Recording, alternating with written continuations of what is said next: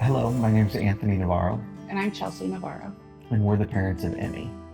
Emmy is our sweet 3-year-old daughter. She is full of energy and joy. She just runs around getting into things all day like any other toddler. She seemed just like any other baby, but as time progressed, we started to notice that there were some differences and there was something a little bit off. Yeah, it really was, repeated doctor visits where, the milestones continually became more no's than yeses.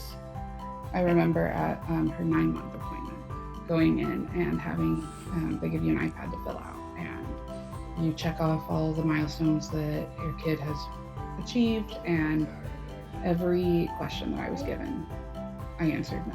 And that was around 9 months. They say that kids develop at their own pace and on their own schedule and not to compare them because each kid is their own person, but we could just tell that something was different. Something's off. By that point, she had started to walk. She crawled very late. She rolled over very late, but she still wasn't talking. Around that time, we had a pediatrician appointment where she referred us on to neurology to see if there could be something there. So on her 2nd birthday, we had a call scheduled with a geneticist. And when she came on, she started talking to us and told us that Emmy was diagnosed with a rare disorder called Syngap 1. Syngap 1 is a rare neurological disorder where one of the chromosomes is not coding for the Syngap 1 gene properly. That Syngap protein is not being produced.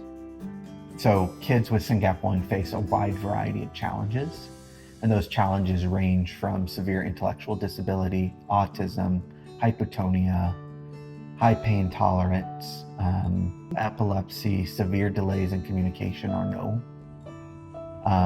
We've seen kids with feeding tubes, we've seen kids that don't walk, we've seen kids that are having numerous different types of seizures. So it is a spectrum disorder. In our daughter's case, she presents with hypotonia, which is low muscle tone. She has seizures, so epilepsy, and she has the absence seizures and the eyelid myoclonia seizures. She has high pain tolerance, which is really scary.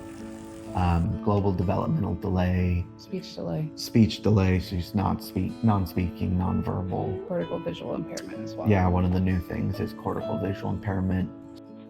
So she can see things, but her brain processes things differently, which can just make for unique transitions or movements, and then the hypotonia doesn't help.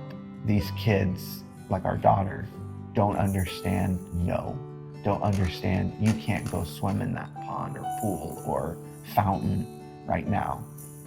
So the thing with Syngap 1, right, it's a rare genetic disorder. There's less than 1,700 kids worldwide known with this genetic disorder. And we reached out to the Syngap Research Fund. Our geneticist told us about it. I think what was amazing is that the founder of the Syngap Research Fund, Mike, called me that night. I remember it was around 8 o'clock and just said, I'm sorry that you're joining our community this way, but at the same time, I'm happy that you're joining the community. Volunteering with the Syngap Research Fund really gave me that avenue to, come up with fundraising, and, we need to do something because we're so close to something coming onto the market for these kids. I think the hardest part for us both is that what we know now is that there's no treatment, there's no cure, and all of these kids are suffering in some way, shape, or form. And it affects not just the kids, it affects the whole family. This is gonna forever change the trajectory of our family's life. This means I'm probably not gonna walk my daughter down the aisle.